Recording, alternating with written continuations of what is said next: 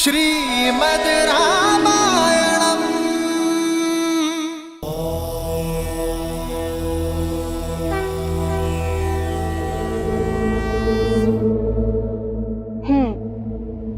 समझ नहीं आया महादेव। दशानन को तो सभी जीवों से अभय मिल गया था, फिर श्री राम के जन्म का इससे क्या संबंध? ये बात इतनी निश्चित होकर कैसे कह सकती हैं देवी? तनिक विचार करके देख लीजिए, कहीं कोई जाति प्रजाति छूट ना गई हो। इसमें विचारना क्या? न देव, न असुर, न यक्ष, न राक्षस, न नाग, न पक्षी, न जंतु, न किन्नर, न गंधर्व, न वेताल, न पिशाच, कोई नहीं मार सकता। कोई नहीं?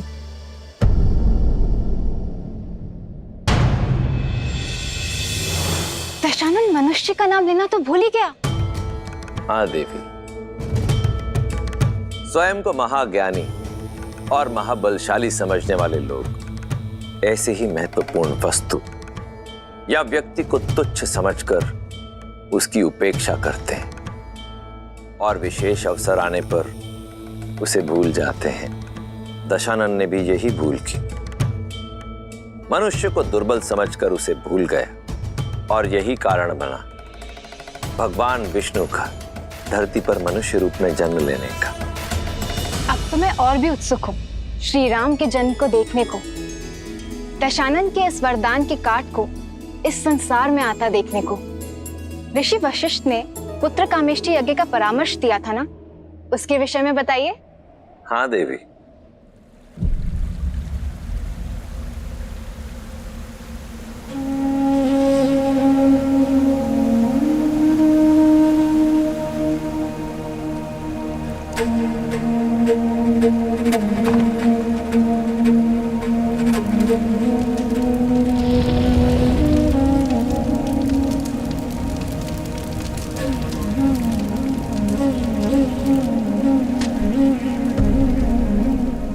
ये क्या हो गया मुझसे?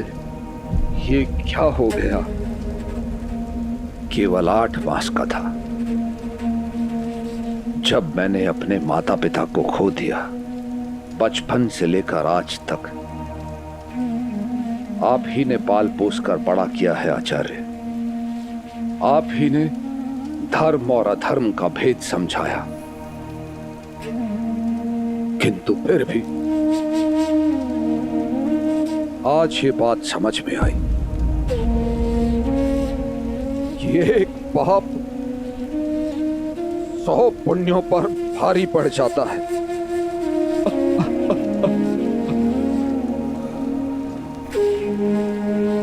गुरुदेव,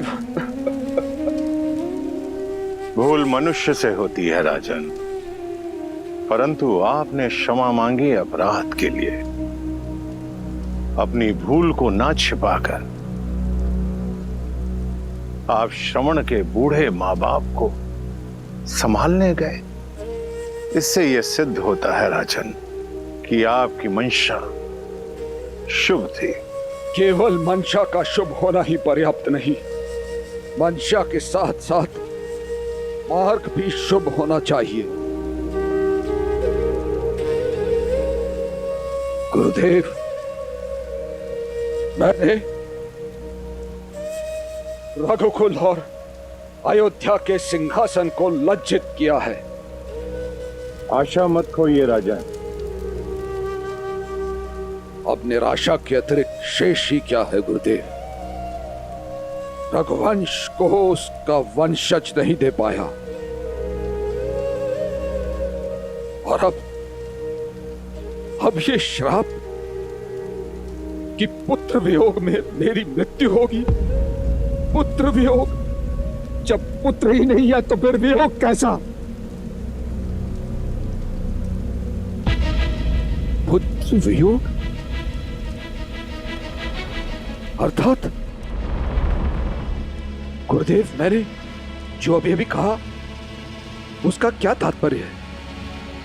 यही ना कि इस श्राप को सार्थक होने के लिए मेरा पुत्र होगा, यही ना गुरुदेव? इसीलिए मैंने कहा था आशा मत छोड़ो राजन। अनजाने में भूल हुई है, परंतु आप अपना कर्तव्य नहीं भूले। मंशा ठीक थी, इसीलिए श्राप में भी एक वरदान निकल आया। किंतु किंतु कैसे आचार्य? पुत्र कामेष्ठी यज्ञ। हरि अनंत हरि कथा अनंता, कहहि सुनहि बहु विधि सब संता।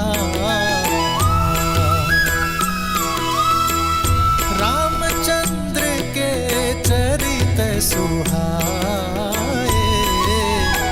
कल्प कोटि लगी जाहि न गाए।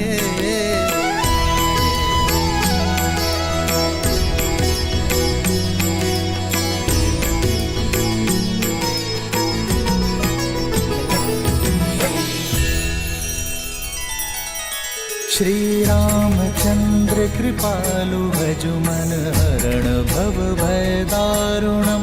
नव कंज लोचन कंज मुख कर कंज पद कंजारुणम। सिया राम सिया राम सिया राम सिया राम। आदर्श और मर्यादा की है ये कथा महापावनम। काट मद श्री से मिला दे श्रीमद् रामायणम, श्रीमद् रामायणम। सिया राम सिया राम सिया राम सिया राम।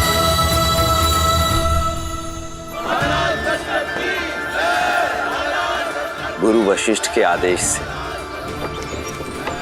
राजा दशरथ ने अपने जमाता ऋषि श्रृंग को यह यज्ञ करने के लिए कहा।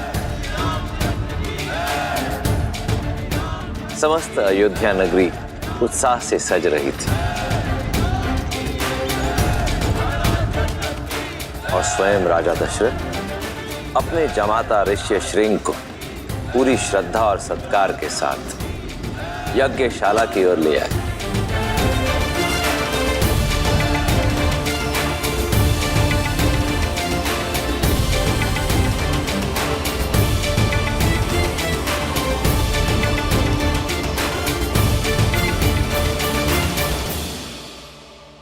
महाराज दशरथ, पुत्र कामेष्ठी यज्ञ हेतु संकल्प लीजिए।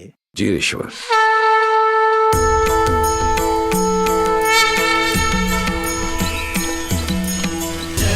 अविनाशी सब घटवासी, व्यापक परमानंदा।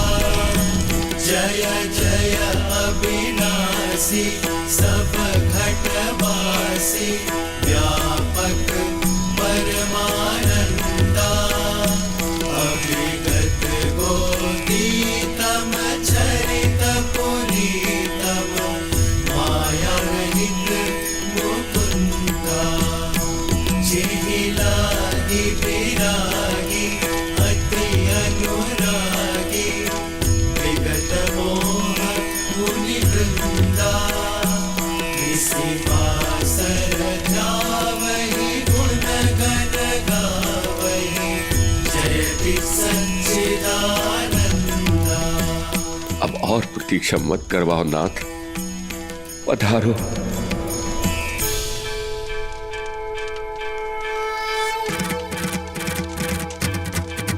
जय जय अविनाशी सब घटवासी, व्यापक परमानंदा।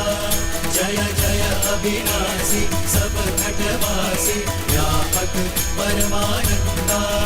अभिगत गोदीतम चरित पुनीतम, माया रहित मुकुंदा। जिहिलाहि विरागी अति अनुरागी, विगत मोह मुनि वृंदा। इसी भासर जावहि गुण गण गावहि, जयति सच्चिदानंदा। जय जय अविनाशी सब घटवासी, व्यापक परमानंदा। जय जय अविनाशी सब घटवासी, व्यापक परमानंदा।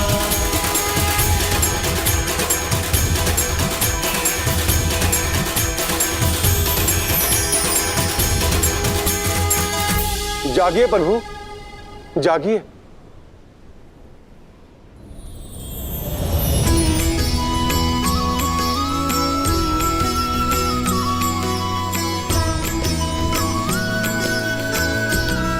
प्रभु, धरती रावण के पाप और अत्याचार से पीड़ित है। संतों और सज्जनों का जीवन कष्टमयी है। मैं स्वयं अपने दिए गए वरदान के कारण विवश हूं। अब आपको ही संतुलन लाना होगा। अब आप ही तारणहार हैं। सिद्धलक्ष्मी परालक्ष्मी लक्षलक्ष्मी नमोस्तुते महालक्ष्मी नमः। रावण के पाप का गढ़ भर चुका है। ऋषि और सज्जनों के भयमुक्त होने का समय आ गया है। मैं शीघ्र ही पावन नगरी अयोध्या में मानव रूप में अवतार लूंगा। नारायण नारायण।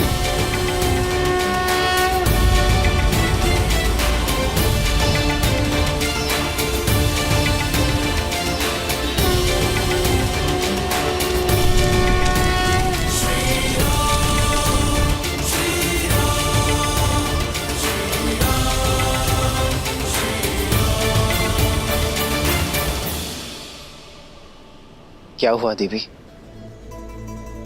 मेरे जाने से व्यतीत हो गई। सृष्टि का संतुलन बनाना मेरा कर्तव्य है देवी, और इसी कारणवश मुझे जाना ही होगा। जानती हूँ, और आप जब भी जाते हैं वैकुंठ कुंठित हो जाता है। नारायण आपके कर्तव्य के यज्ञ के लिए वियोग की आहुति हर बार श्री को ही देनी होती है। इस बार नहीं श्री, मेरे इस अवतार का उद्देश्य केवल रावण के वरदान की काट करना नहीं है, बल्कि मर्यादा और आदर्श स्थापित करना है जो आपके और वैकुंठ के अन्य साथियों के बिना सिद्ध नहीं हो सकता। इसलिए इस अवतार में पूरा वैकुंठ मेरे साथ जाएगा देवी।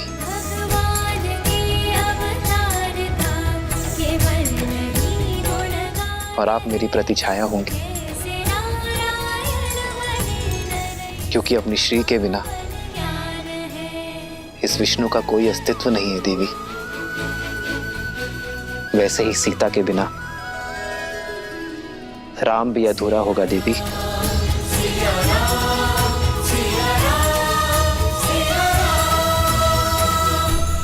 अग्निदेव,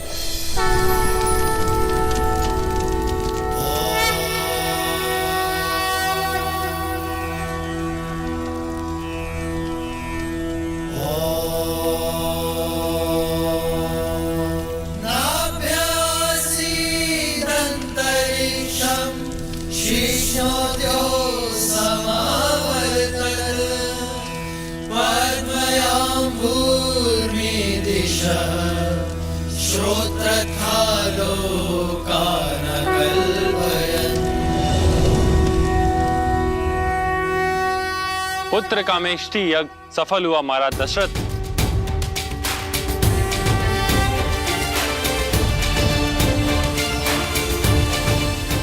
और उसका फल ये पवित्र पायस, इसे अपनी पत्नियों में बांट दीजिए। इसके प्रताप से आपको शीघ्र ही पुत्र रत्नों की प्राप्ति होगी।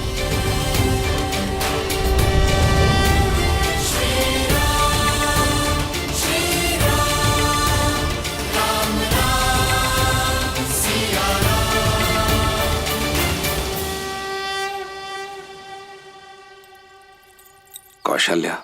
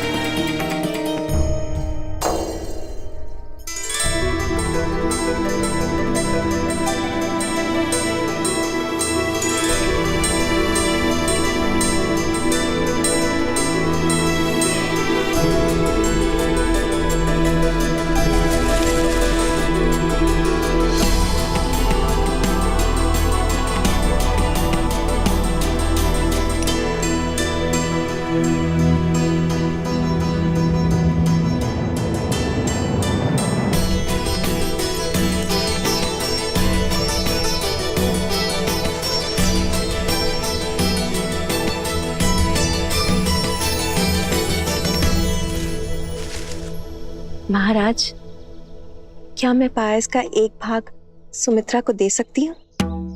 ओह, ये भूल भला मुझसे कैसे हो गई?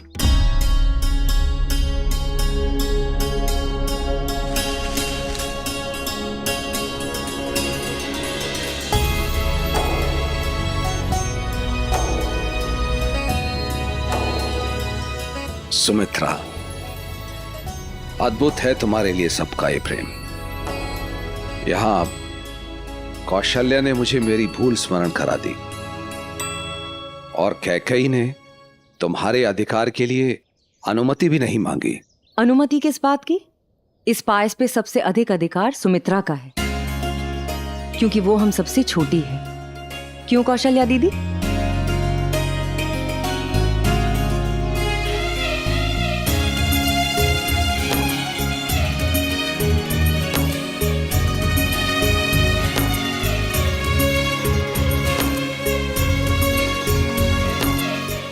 आप दोनों ने सदा ही अपने प्रेम की छाया मुझ पर रखी है दीदी, तो मेरा भी वचन है कि मेरी संतान आप दोनों के पुत्रों की छाया बनकर रहेगी। यह तो प्रसाद के साथ साथ पुत्रों का भी बंटवारा हो गया। चलिए प्रसाद तो ग्रहण कीजिए।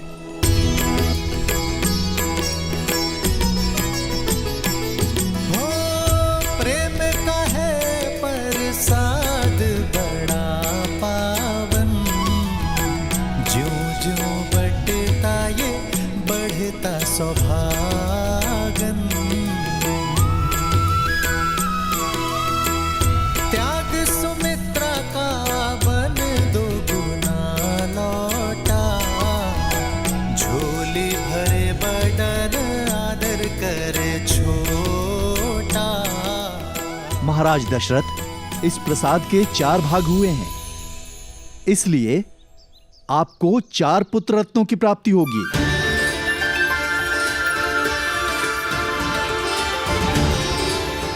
जो दिव्य, असाधारण और परम पराक्रमी होंगे।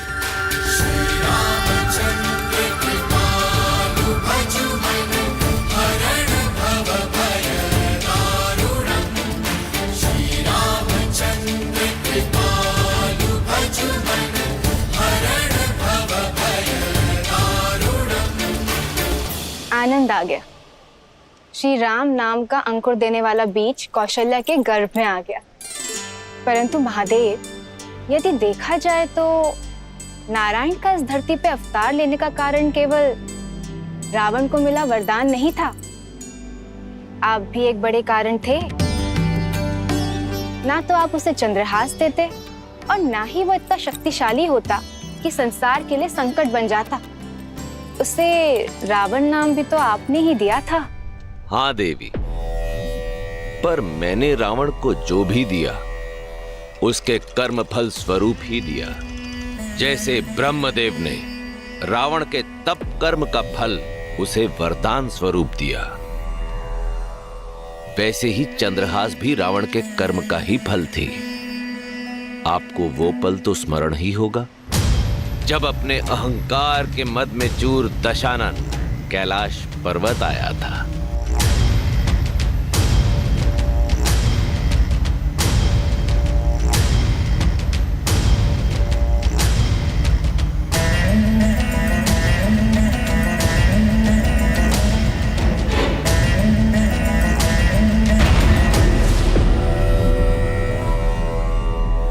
पुष्पक अचानक रुक क्यों गया?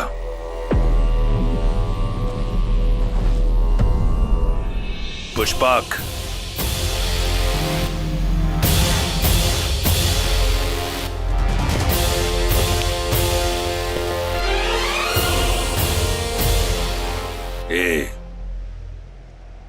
बैल रूपी बहरूपिए, मेरा विमान रुक गया। क्यों? क्योंकि इस स्थान से और इसके स्वामी से कोई पार नहीं पा सकता। संसार के स्वामी शिव का घर कैलाश है ये। ओ, तो ये है कैलाश। शिव, कहाँ हो? देवताओं पर विजय पाने के बाद तुम ही मेरा लक्ष्य थे। बहुत कर लिया तुमने संसार को भ्रमित। अब इस संसार में मैं ही सबसे शक्तिशाली हूं और संसार की हर श्रेष्ठ वस्तु पर अब मेरा अधिकार है। इसलिए मेरी शरण में आ जाओ। मैं स्वयं ही कैलाश को उखाड़कर लंका ले जाऊंगा। तुम मुझे रोकोगे? तुम हो कौन?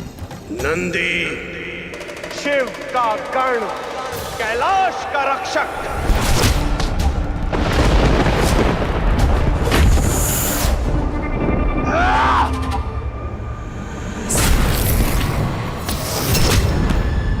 बस इतना ही बल था? बैल से वानर बन गए। अभिमान में डूबे राक्षस, तेरे अंत का आरंभ भी वानर के हाथों ही होगा।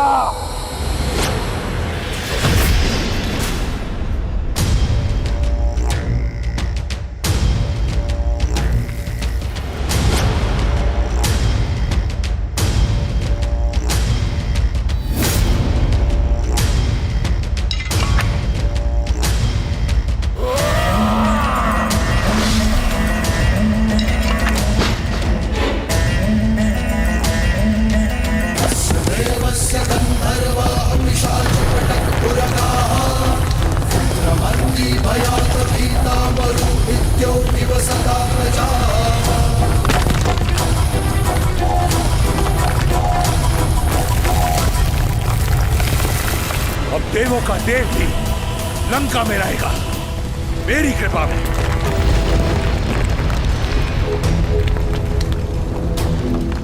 महादेव, ये क्या हो रहा है? कैलाश में इतनी हलचल?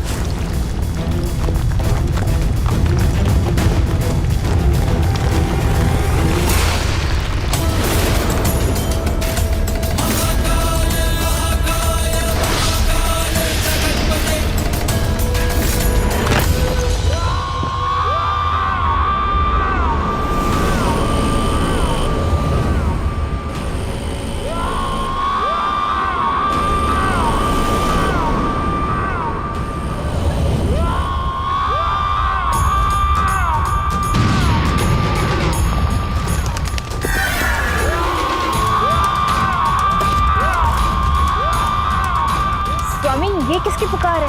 पुकार नहीं, चीख है अहंकार के टूटने की।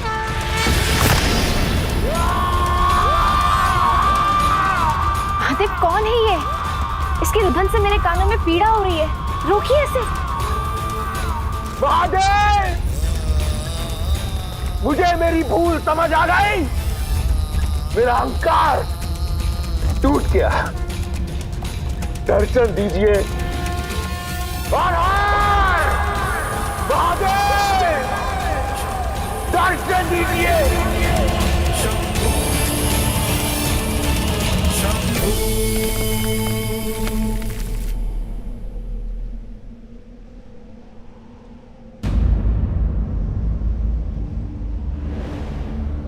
नमः शिवाय, नमः शिवाय, नमः शिवाय, नमः शिवाय, नमः शिवाय, नमः शिवाय। नागेन्द्रहाराय त्रिलोचनाय तस्माद्रागाय महेश्वराय नित्याय शुद्धाय दिगंबराय तस्मै नकाराय नमः शिवाय। क्षमा महादेव, मैं समझ गया। इस संसार में अगर कोई है जिस पर मेरा कोई वश नहीं, तो केवल आप। ये दशानन आपके सामने नतमस्तक है। आज से मेरे लिए केवल आप पूजनीय है। सदा के लिए केवल आप मेरे इष्ट देव रहेंगे। मैंने आपको रुष्ट किया है। अपने अभिमान से पीड़ा पहुंचाई है आपको। जब तक आप मुझसे प्रसन्न नहीं होते, मैं आपकी आराधना करता रहूंगा।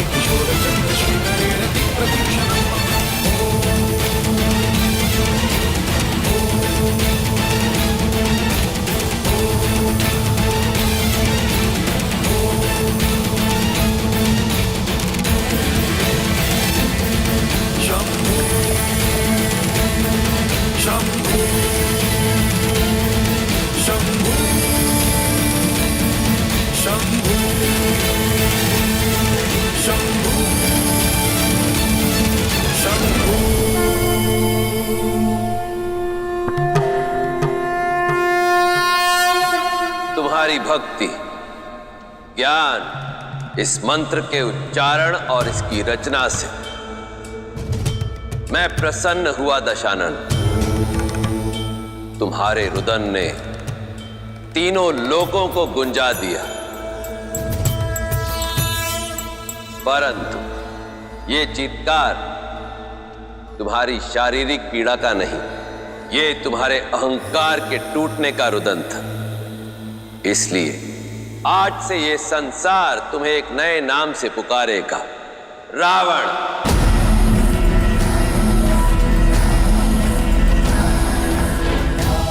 वो जिसके रुदन ने तीनों लोकों को गुंजा दिया और तुम्हारे द्वारा रचित इस स्रोत को संसार रावण स्रोत के नाम से जानेगा।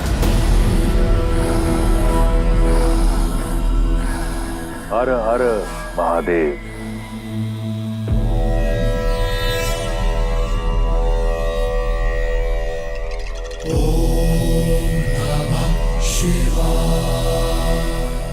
महादेव, मैं सदैव आपका भक्त रहूंगा, परंतु क्या रावण? मेरे रुदान से प्रभावित होकर आपने मुझे रावण नाम दिया, तो क्या मेरी भक्ति से प्रसन्न होकर कुछ नहीं देंगे? आज से केवल आप मेरे इष्ट हैं, मैं किसी और की पूजा अर्चना नहीं करूंगा। मुझे आशीर्वाद दीजिए कि ये संसार केवल रावण नाम को जाने नहीं, परंतु माने भी।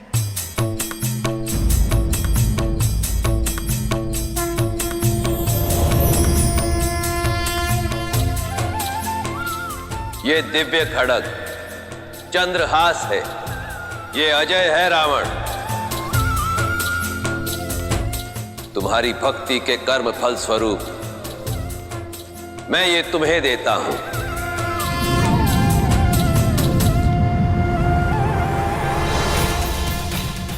परंतु स्मरण रहे, अब इसके साथ तुम जो भी कार्य करोगे उसका कर्म फल भी तुम्हारा ही होगा। अब ये तुम पर निर्भर करता है रावण। कि तुम इसके साथ पुण्य की फसल काटते हो या पाप की। जय महाकाल। देखा देवी, मैंने तो रावण को जो भी दिया उसके कर्मों का फल ही दिया था। अब उसने पुण्य के स्थान पर पाप अर्जित किए तो वो तो उसका चयन हुआ ना। उस समय उसकी भक्ति के बदले उसे चंद्रहास मिली थी और अब उसके अत्याचारों का कर्म फल देने के लिए ही जन्म लेने वाले हैं श्री राम।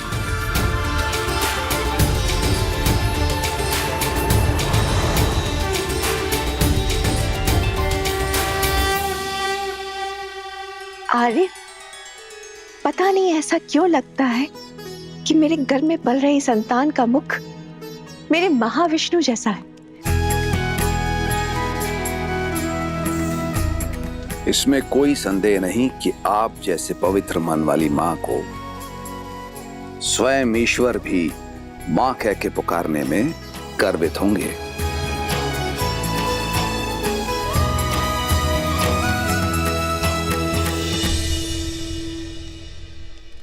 पवन की दिशा बदल रही है कैकई। कहां? पवन तो और शीतल होती जा रही है। आंखें खोलो कैकई। अभी तो रानी कौशल्या ने पुत्र जन्मा भी नहीं, तो भी महाराज ने तुम्हारे पास आना बंद कर दिया है और अधिक से अधिक समय रानी कौशल्या के साथ बिता रहे हैं। सीधी सरल बात में भी कुटिलता कैसे ढूंढ लेती हो मंत्र। कौशल्या दीदी बड़ी है, पटरानी है, पूरा दिन हम सबके लिए प्रार्थना करती रहती। अगर ऐसे समय पर महाराज पूजा कक्ष में उनके साथ अधिक समय बिता रहे तो इसमें समस्या क्या है? इतने वर्षों बाद ये घड़ी आई है। महाराज चिंतित हैं अपने पुत्रों को लेकर, अपनी रानियों को लेकर, और वो भली भांति जानते हैं कि मैं स्वयं की देखभाल कर सकती हूँ। कभी कभी तो मैं सोचती हूँ कि दोष तुम्हारी पीठ में है या तुम्हारी सोच में। सही कहते हैं सब, सुंदर स्त्रियां मूर्ख होती हैं, जैसे कि तुम भोली भाली मूर्ख। मंत्रा,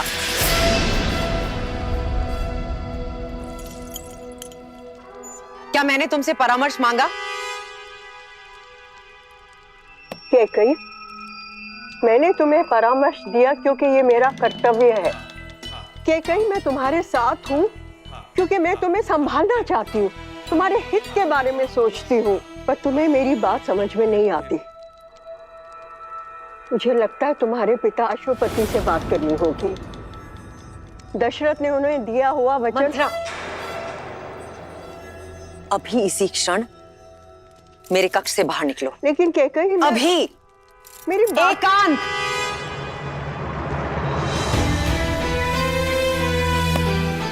प्रणाम महाराज।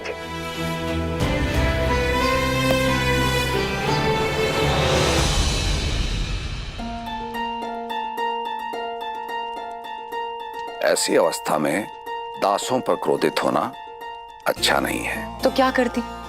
वो बूढ़ी दासी ना। आइए बैठिए। दासी से समस्या है तो ये दास प्रस्तुत है।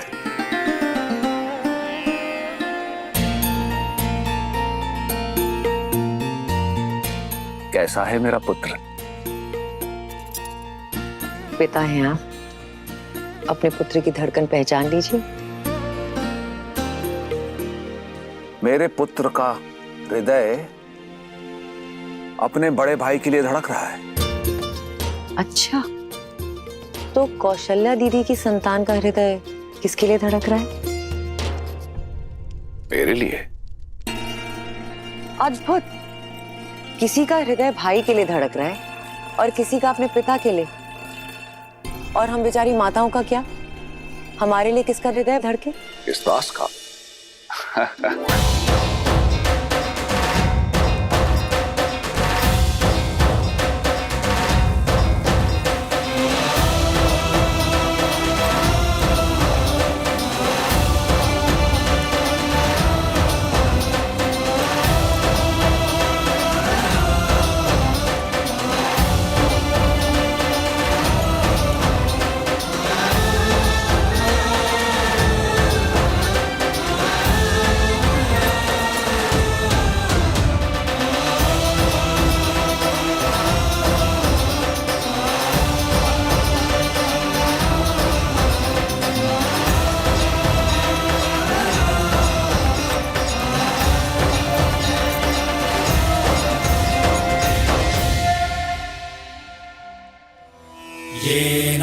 प्रजादिते सीमानं नयति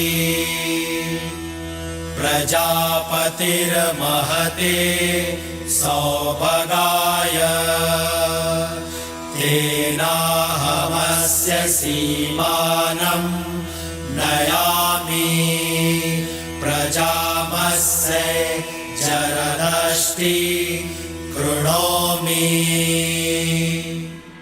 सीमांत संस्कार 16 संस्कारों में तीसरा है देवियों। यह संस्कार उस वक्त किया जाता है जब गर्भ में पल रही संतान में सुनने की, समझने और भाव ग्रहण करने की क्षमता आ जाती है। इस संस्कार के भाव हैं कि आने वाली संतान शुभ संस्कार, स्वस्थ मन और शरीर के साथ इस संसार में आए। कैकेयी नरेश महाराज अश्वपति पधार रहे हैं।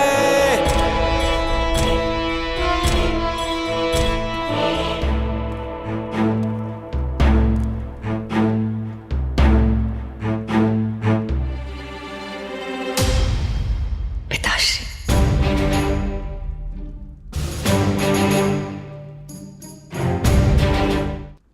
प्रणाम महाराज अश्वपति, पधारिए। बधाई हो अयोध्या राज। आपको भी। पिता बनने वाले हैं आप। धन्यवाद। आशा है कैकेयी का हाथ मांगते समय जो शब्द आपने कहे थे वो आपको स्मरण होंगे। स्मरण है महाराज। मैं फिर से दोहरा देता हूं। आपने हमें वचन दिया था कि मेरी पुत्री कैकेयी का पुत्र ही अयोध्या का युवराज बनेगा।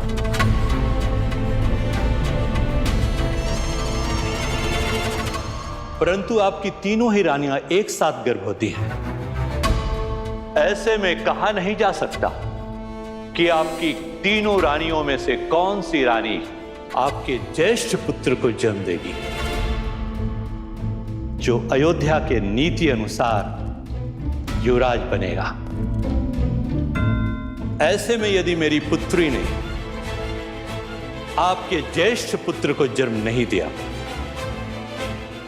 तो आप अपना वचन भूल मत जाइएगा। मेरा ही नाती अयोध्या का युवराज होना चाहिए।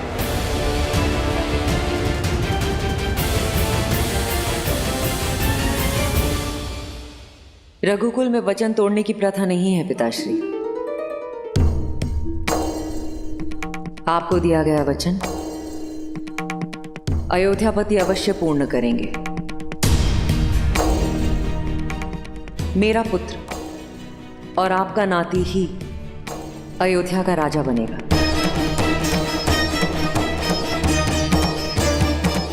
चाहे वो मेरी कोख से जन्मे या किसी और की।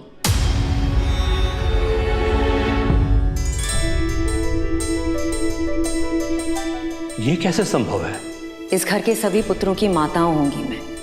उसके नाते सारे राजकुमार आपके नाती हुए तो फिर आपका वचन कैसे भंग हुआ?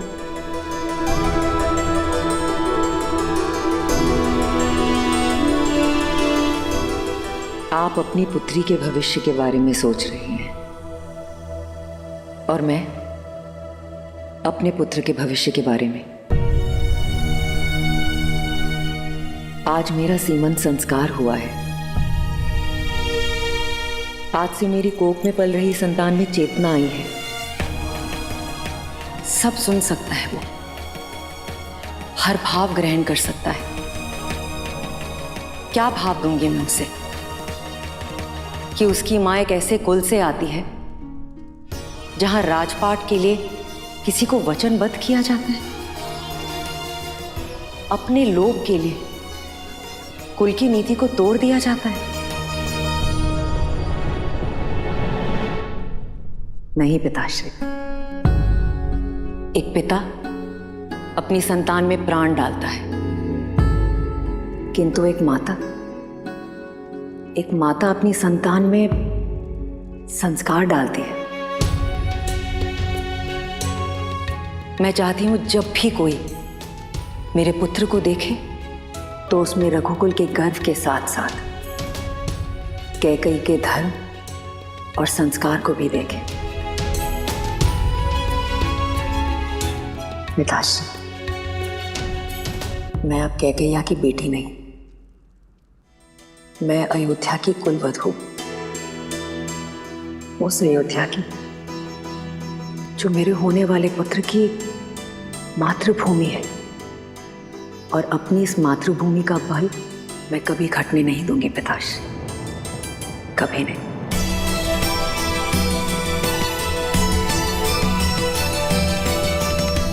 आज मेरी पुत्री बड़ी हो गई है। गर्व है मुझे कि आज मैं एक ऐसी पुत्री का पिता हूं जिसने अपने पति का मन पढ़ा और अपने ससुराल की मर्यादा को रखने के लिए इतना निस्वार्थ निर्णय लिया। मैं पुत्री किसकी हूं? मेरी। और तुम्हारा पुत्र भी तुम्हारी ही भांति सदा निस्वार्थ रहेगा और धर्म के मार्ग पर चलेगा। कैकेयी,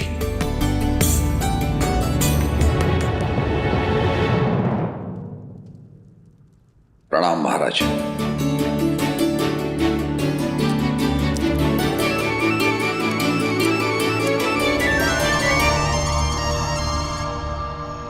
कैकेयी,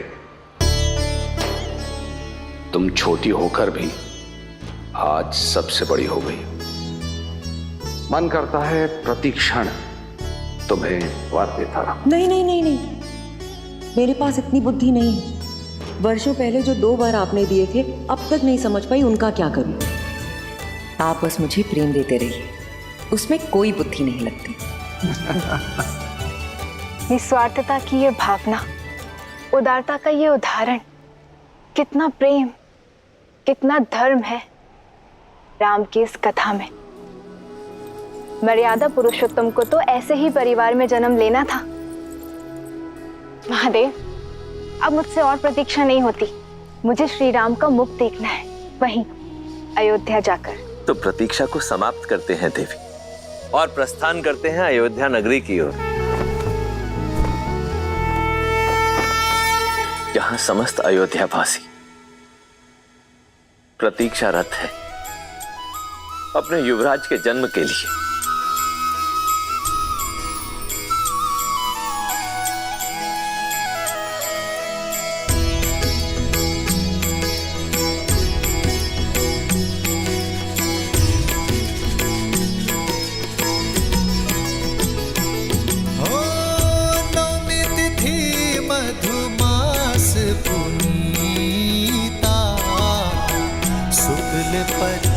अभिजित हरिप्रीता मध्य दिवस अति शीत न धामा पावन काल लोक विश्रामा।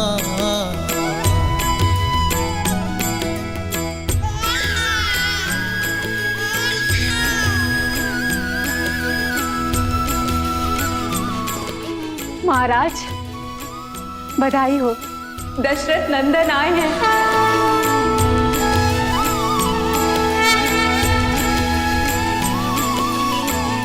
बधाई हो महाराज।